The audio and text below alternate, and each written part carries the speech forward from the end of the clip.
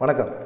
OPS திமுகவில் இணைஞ்சிட்டார். இது யாருக்குமே பெருசாக அதிர்ச்சி கிடையாது. இது பல நாட்களாக எல்லாத்துக்குமே தெரியும். ஓபிஎஸ் திமுகவில் தான் போய் சேர போகிறாரு, அவர் எந்த முடிவு எடுக்க போகிறாருங்கிறத தெளிவாகிட்டார் அப்படிங்கிற மாதிரி தெரியும். ஏன்னா ஜெயலலிதா பிறந்தநாள் அன்றைக்கி கூட சென்னையில் இல்லாமல் போடி நாயக்கனூரில் அவர் வீட்டு வாசலில் ஜெயலலிதா படத்தை வச்சு அவர் மலர் தூவும் போதும் செய்தியாளர் சந்திக்கும் போதும் நான் என்ன காவி வேஷ்டி கட்டிட்டு சங்கர மடத்துக்காக போகிறது, அரசியல் பண்ணி தானே ஆகணும், நான் ஒரு அரசியல் பண்ணி தான் ஆகணும் அப்படிங்கிற ஒரு பேச்சு பேசியிருந்தார். அப்போயே தெரியும் திமுகவோட அவர் பேச்சுவார்த்தை நடத்திக்கிட்டு இருக்காரு, திமுகவோட அவர் போயிடுவார் அப்படிங்கிற மாதிரி தெரிஞ்சுது.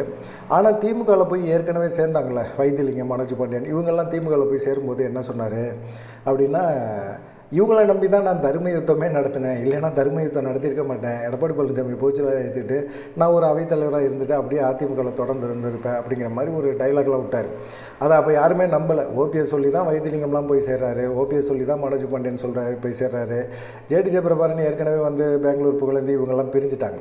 பிரிஞ்சு அவங்க தனியாக ஒருங்கிணைப்பு குழு, அவங்க எங்கே வேணாலும் முடிவெடுத்துக்கலாம். இது சம்மந்தமாக பார்த்தீங்கன்னா ஓபிஎஸ், டிடிவி தினகரன், செங்கோட்டையன் இவங்கெல்லாம் தனியாக சந்தித்து சசிகலா இவங்கெல்லாம் அதிமுகவுக்கு எதிராக கண்டிப்பாக போராடுவாங்க அப்படிங்கிற ஒரு எண்ணம் அதிமுக தொண்டர்கள் மத்தியில் இருந்தது. எடப்பாடி பழனிசாமியோட கிடுக்கு பிடிக்குள்ளே அதிமுக மாட்டிக்கிச்சு அப்படிங்கிறது தான். ஆனால் எடப்பாடி பழனிசாமியை நம்ம அதிமுக தொண்டர்கள் பெருசாக விரும்பலை. அதுக்காக திமுக நம்ம எதிரி அப்படின்னு சொல்லிக்கிட்டே இருக்க முடியாது. கலைஞர் காலத்தில் எப்படி இருந்தது திமுக, இன்றைக்கி எப்படி திமுக இருக்குது அப்படிங்கிறத தான் பார்க்கணும். கலைஞரோட திமுக வேறு. அவர் எப்போயுமே பார்த்திங்கன்னா இன்றைக்கி எடப்பாடி பழனிசாமி பண்ணுற மாதிரி தான், பெருசாக அவர் யாரையுமே மதிக்க மாட்டார். ஆனால் இன்றைக்கி இருக்கிற ஸ்டாலின் தலைமையில் இருக்கிற இந்த திமுக அப்படின்னு பார்த்திங்கன்னா அது ஜெயலலிதா காலத்தில் இருந்த அதிமுக போல் அப்படி இருக்குது. இப்போ எல்லாத்தையும் அரவணைக்கிறாரு, எல்லாத்தையுமே வேணும் அப்படின்னு நினைக்கிறாரு. யாருமே மட்டமாக நினைக்கல. ஆனால் எடப்பாடி பழனிசாமி ரொம்ப புது பணக்காரர் மாதிரி அர்த்தராத்திரியில் கூட கொடையை பிடிச்சிட்டு நடக்கிறாரு. அந்த மாதிரி ஒரு ஆள் மாதிரி இருக்கிறாரு. அதனால் அவர்கிட்ட இருக்கிறதுக்கு பழைய ஆட்களுக்கு யாருக்குமே பெருசாக பிடிக்கல. ஓபிஎஸ் கண்டிப்பாக எடப்பாடி பழனிசாமி ஜெயிக்கக்கூடாது, திரும்பவும் ஆட்சி அதிகாரத்தில் வரக்கூடாது அப்படின்னு நினச்சாரு. அதுக்கு தகுந்த மாதிரி ஒரு முடிவு எடுக்கணும். ஓட்டை பிரிக்கிறனால, எடப்பாடி பழனிசாமிக்கு போகிற ஓட்டை பிரிக்கிறனால அவருக்கு ஒன்றும் பிரயோஜனமே கிடையாது. இப்போ அதிமுக உரிமை மீட்பு குழு அப்படின்னு சொல்லி ஒரு குழுவை வச்சுருக்கிறாரு. குழுவை வச்சு நம்ம தாவேக்காவோட கூட்டணி வைக்கலான்னு அவர் மாவட்ட செயலர்கள் எல்லாமே சொன்னாங்க. அப்படி சொல்லலாம். எல்லாருமே சேர்ந்து தாவேக்காவோட கூட்டணி பேச்சுவார்த்தை நடத்தி ஓபிஎஸ் அந்த சைடு போனால் விஜய் என்ன ஏற்றுக்க மாட்டேன் நான் சொல்கிறாரு, வாங்க அப்படின்னு சொல்லியிருப்பார். கண்டிப்பாக அவங்க கேட்குற ஒரு 30-40 தொகுதியை கொடுத்துருப்பாங்க. 30-40 தொகுதியில் ஓபிஎஸ் கண்டிப்பாக அதிமுக ஓட்டை பிரிப்பார். பிரிக்கிறனால ஒன்றும் பிரயோஜனம் கிடையாது. பார்த்தீங்களா, அம்மா ஆட்சி அமையே கூடாதுன்னு சொல்லி ஓபிஎஸ் இந்த மாதிரி வேலையெல்லாம் பார்த்துட்டாரு. ஓபிஎஸ்னால நம்ம தோத்துட்டோம் அப்படின்னு சொல்லி எடப்பாடி பழனிசாமி திரும்பவும் இது பண்ணுவார், கிளைம் பண்ணுவார். இது மாதிரி குற்றச்சாட்டுகளை தொடர்ந்து கேட்டு கேட்டு கேட்டு ஓபிஎஸ்க்கு ஒன்றுமே புரியல, மண்டை காஞ்சி போச்சு அவருக்கு. அது இல்லாமல் பாஜக நம்பி தான் தர்ம யுத்தமே நடத்தினார். முதல் தர்ம யுத்தமே சசிகலாவுக்கு எதிராக, அதுவும் எடப்பாடி பழனிசாமிக்கு எதிராக தர்ம யுத்தம் நடத்தினார். அப்போ நல்ல செல்வாக்கு அவருக்கு. அந்த தர்ம யுத்தத்தில் தான் கட்சியிலேருந்து ஒதுக்கி வைக்கப்பட்ட, ஜெயலலிதாவால் ஓரங்கட்டப்பட்ட, கட்சிக்கும் அவருக்கும் சம்மந்தம் இல்லைன்னு சொல்லப்பட்ட கேபி முனுசாமி அப்போ தான் ஓடியாந்து ஓபிஎஸ்க்கு ஆதரித்தார். ஓபிஎஸ் ஆதரிக்கும் போது ஓபிஎஸ்க்கு ஆஹா கேபி முனுசாமி வந்துட்டாரே அப்படிங்கிற மாதிரி எண்ணம்லாம் இருந்தது. அப்போ எல்லாருமே வரும்போது பேசும்போது நீங்கள் சரியான முடிவு எடுத்துருக்கீங்க, எடப்பாடி பழனிசாமிலாம் ஆளா, எடப்பாடி பழனிசாமி யாருக்கு தெரியும், அப்படி இப்படின்லாம் எடப்பாடி பழனிசாமியே காரி பேசினார், துப்பி பேசினார். ஆனால் இன்றைக்கி எடப்பாடி பழனிசாமி ஆதரித்து தான் அவர் நிற்கிறார். அன்னைக்கு தர்ம யுத்தம் நடத்தும்போது ஓபிஎஸ்க்கு ஆதரவு மனையில் இருந்துச்சு. பாஜகவும் கூப்பிட்டு அதிமுக ஓட்டு வங்கியெல்லாம் செதறி இருமியா, இவ்வளோ கும்பல் ஓபிஎஸ் பின்னாடி இருக்குது, நீ ஓபிஎஸ் பின்னாடி ஒரு 4 பேர் தான் இருப்பாங்கன்னு சொல்லிகிட்டு இருக்காத அப்படிங்கிற மாதிரி எண்ணம்லாம் இருந்தது. ஆனால் ரெண்டாவது தர்ம யுத்தம் நடத்தினார்ல, ரெண்டாவது எடப்பாடி பழனிசாமியை பொதுச் செயலாளர் ஆக்குறோம் அப்படின்னு சொல்லி எல்லாம் முடிவு பண்ணி, பொதுக்குழுலாம் முடிவு பண்ணி ஓபிஎஸ் அவமானப்படுத்தி பொதுக்குழுலேருந்து விரட்டி விட்டாங்கல்ல. அப்படி அவமானப்படுத்தப்பட்ட பிறகு அவர் ஒரு தர்ம யுத்தம் நடத்தினார்ல, அது வைத்திலிங்கம், மனோஜ் பாண்டியன் இவங்க சொல்லி தான் நடத்தினார் அப்படின்னு சொல்லி வைத்திலிங்கமும் மனோஜ் பாண்டியனும் திமுகவில் போய் சேர்ந்தபோது புலம்புனார். சரி, இப்போ அவர் என்ன முடிவு, ஏன் இந்த முடிவை அவர் திமுகவில் சேர்றதுக்கு எடுத்தார் அப்படின்னா, அவருக்கு கொடுக்கப்பட்ட நிர்பந்தங்கள், அழுத்தங்கள், அவர் மன உளைச்சலுக்கு அதிகமாகிட்டார். ஒரு கட்சி நடத்துறதுக்கு அவருக்கு தைரியம் கிடையாது, ஆனால் அதுக்கான ஆளுமையும் கிடையாது. ஆனால் எடப்பாடி பழனிசாமிக்கே இப்படி கட்சியிலேருந்து துரத்தி விட்டால் அவரால் தனி கட்சியை ஆரம்பித்து தொடங்கி அவர் பெருசாக பண்ணிட முடியுமா? இன்றைக்கி ஓபிஎஸ்க்கு இருந்த நிலைமையில் எடப்பாடி பழனிசாமி இருந்தால் அவர் தனியாக கட்சி ஆரம்பிச்சிடுவாரா? அதிமுக எம்ஜிஆர் ஆரம்பித்த கட்சியை கைப்பற்றி வசம் வச்சுக்கிட்டு தான் அவர் எடப்பாடி ஓபிஎஸை ரொம்ப கேவலப்படுத்தினார், அவமானப்படுத்தினார். பாஜக வேற நமக்கு சட்ட போராட்டங்களுக்கு சப்போர்ட் பண்ணுமான்னு பார்த்தா அதுவும் பண்ணலை. சரி, பிரதமரை சந்திக்கணும் அப்படின்னு சொல்லி அவர் ரொம்ப முயற்சி பண்ணார். பிரதமர் கடந்த ஜூலை மாதம் பிரதமர் தமிழ்நாட்டுக்கு வரும்போது ஓபிஎஸ் தரப்பில் வந்து பலமுறை பேச்சுவார்த்தை நடத்தி பார்த்தாங்க. நயினா நாகேந்திரனோட பேச்சுவார்த்தை நடத்தி பார்த்தாங்க. நயினா நாகேந்திரனுக்கு ஃபோன் பண்ணால் ஃபோனை எடுக்க மாட்டேங்கிறார். 3 முறை முதலமைச்சராக இருந்தவர், அவருடைய அமைச்சரவையில் நயினா நாகேந்திரன் இருந்தவர். அப்படிப்பட்டவர் வந்து இன்றைக்கி முன்னாள் முதலமைச்சர் தனக்கு ஃபோன் பண்ணுறாரு அப்படின்னா எவ்வளோ மரியாதையோட ஃபோனை எடுத்துருக்கணும், எடுக்கலை. அதே சமயத்தில் மெசேஜ் போட்டார், அதுக்கும் பதில் இல்லை. பிரதமரை சந்திக்க வேண்டிய ஒரு கட்டாயத்தில் இருந்தார். அன்னைக்கு இருந்த மனநிலை பிரதமரை சந்தித்து தன்னுடைய ஆதங்கத்தை சொல்லணும் அப்படிங்கிற ஒரு எண்ணம் இருந்துச்சு. ஆனால் பிரதமரை சந்திக்க விட்டிங்களா? சந்திக்கலையே. சந்திக்க விட்டுருந்தீங்கன்னா கண்டிப்பாக வந்து ஓபிஎஸ் வந்து தன்னுடைய ஆதங்கத்தை வெளிப்படுத்தியிருப்பார். பிரதமர் கேட்டு அதுக்கான நிவாரணம் கிடச்சிருக்கலாம், இல்லை கிடைக்காம கூட இல்லை ஓபிஎஸ் நீங்கள் வேணாம் அப்படின்னு கூட சொல்லியிருக்கலாம். சொன்னால் இந்த முடிவை அப்பயே எடுத்திருப்பார். ஆனால் வந்து என்னன்னா ஓபிஎஸ்ஸை சந்திக்கிறதுக்கு டைம் இல்லை. ஆனால் எடப்பாடி பழனிசாமி சந்திக்கிறதுக்கு நயினா நாகேந்திரன் ஒரு ஏற்பாடு பண்ணி கொடுக்குறாரு. அப்படின்னா ஓபிஎஸோட மனநிலை என்ன இருந்திருக்கும்? அன்னைக்கு இருந்த சூழ்நிலையில் ஓபிஎஸோட மனநிலை அப்படியே ரத்தம் கொதிச்சு போயிருக்காது, என்னடா இது அப்படிங்கிற மாதிரி இருந்திருக்கும்ல. அதே போல் தான் அமித்ஷாவையும் வந்து பார்த்திங்கன்னா எடப்பாடி பழனிசாமிகிட்ட பேச்சுவார்த்தை நடத்தி பார்க்குறேன் அப்படின்னு சொல்லியிருக்கிறாரு. அமித்ஷா வேறு என்ன செய்வார்? ஓபிஎஸ் பேசியிருக்கிறார். திடீர்னு கொச்சினில் ட்ரீட்மெண்ட்டில் இருந்தவரை அமித்ஷா வாங்கன்னு சொன்னார். வந்த பிறகு நீங்கள் வந்து என்ன நினைக்கிறீங்க அப்படின்னு கேட்கும்போது, இது மாதிரி அதிமுகவில் என்னை சேர்த்து விடுங்க, எந்த நிபந்தனையும் கிடையாது, ஏதாவது ஒரு பதவியை கொடுக்க சொல்லுங்கள், என்னுடைய ஆதரவாளர்களும் ஒரு பதவியை கொடுக்க சொல்லுங்கள், இது நியாயமான ஓபிஎஸோட கோரிக்கை. இந்த கோரிக்கைக்கு அவங்க பதில் சொல்லியிருக்கணும். அமித்ஷா என்ன சொன்னார்? நான் எடப்பாடி பழனிசாமிகிட்ட பேசுகிறேன்னு சொன்னார். நான் எடப்பாடி பழனிசாமி வரட்டும் பேசுகிறேன்னு சொன்னார். எடப்பாடி பழனிசாமி போனார்.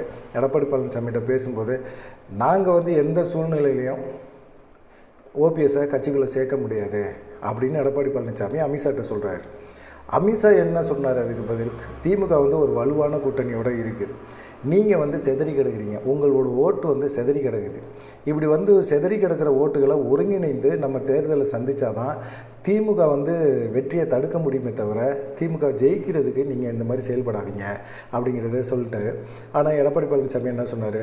ஓபிஎஸை சசிகலாவை சேர்க்க முடியாது, டிடிவி தினகரனை கூட்டணிக்குள்ளே சேர்த்துக்கலாம், ஆனால் எந்த காரணத்தை கொண்டும் எப்பயுமே ஓபிஎஸை கட்சிக்குள்ளே உள்ளே விடவே மாட்டோம் அப்படின்னு சொன்னார். ஏன் ஓபிஎஸ் உள்ளே விட மாட்டார்? அவர் கட்சியில் சீனியரு, அம்மாவால் விசுவாசின்னு சொல்லப்பட்டவர். அவருக்கு குரூப்பு சேர்க்க தெரியாது எடப்பாடி பழனிசாமி போல். அவர் வந்து நம்பகத்தமிழ்ந்த ஆள் தான், நல்ல மனுஷன்தான். இதை வச்சு அரசியல் செய்யவே முடியாது. இது 10 பைசா அரசியலுக்கு பிரயோஜனப்படாது. அவரை நம்பி நிறைய ஐடி விங்காரங்கள்லாம் செயல்பட்டாங்க. இன்றைக்கி ஐடி விங்காரங்களாம் என்ன பல பேர் புலம்பிக்கிட்டு தான் இருக்கிறாங்க.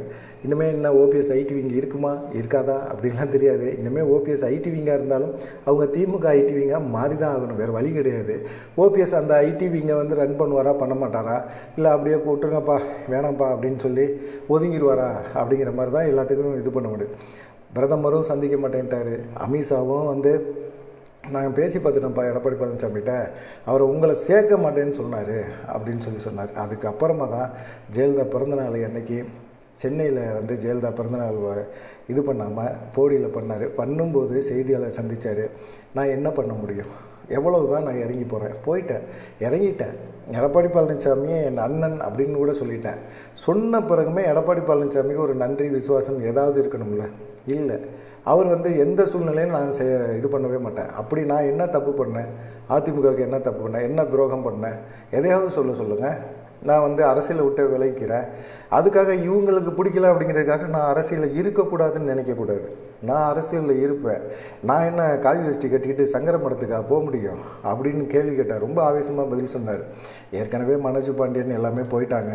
போன பிறகு வந்து ஓபிஎஸும் வந்து அந்த சைடு போகிறதுக்கு வாய்ப்புகள், திமுக சைடு போகிறதுக்கு வாய்ப்புகள் இருக்குது. சட்டமன்றம் முடிஞ்ச பிறகு பார்த்திங்கன்னா முதலமைச்சர் ஸ்டாலினை போய் சந்தித்து தனிப்பட்ட முறையில் பேசினார். எல்லாமே முடிவு பண்ணிட்டார். எப்போ தேதி அப்படிங்கிறத குறிச்சிட்டாங்க. குறித்த பிறகு பார்த்திங்கன்னா நல்லகண்ணோட உடல்நிலை சரியில்லை. அதனால் பார்த்திங்கன்னா 26ஆம் தேதி அந்த நிகழ்ச்சியிலெல்லாம் முதலமைச்சர் கலந்துக்கிறதுனால வந்து இன்றைக்கி வேணாம், மறுநாள் இது பண்ணிக்கலாம் அப்படின்னு சொல்லிட்டாங்க. இன்றைக்கி போய் ஓபிஎஸ் முதலமைச்சரை நேராக சந்தித்து ஓகே அப்படின்னு சொல்லிட்டாங்க. ஓபிஎஸ்க்கு நம்ம ஏற்கனவே வீடியோலாம் போட்டிருக்கோம். சபாநாயகர் பதவி தருவாங்க, துணை பொதுச்செயலர் பதவி தருவாங்க. அதே போல் அவர் பையன் ரவீந்திரநாத்துக்கும் இளைஞர் அணியில் துணை பொதுச்செயலர் தருவாங்க. ஒரு 5 பேர் இருக்கிறாங்க, அதோட சேர்த்து இவருக்கும் தருவாங்க. ஐயப்பனுக்கு எம்எல்ஏ பதவி தருவாங்க, ரவீந்திரநாத்துக்கு கொடுப்பாங்க, ஓபிஎஸ்க்கு கொடுப்பாங்க. அப்படிங்கிற மாதிரி ஒரு 3 பேருக்கு சீட்டு கன்ஃபார்ம்.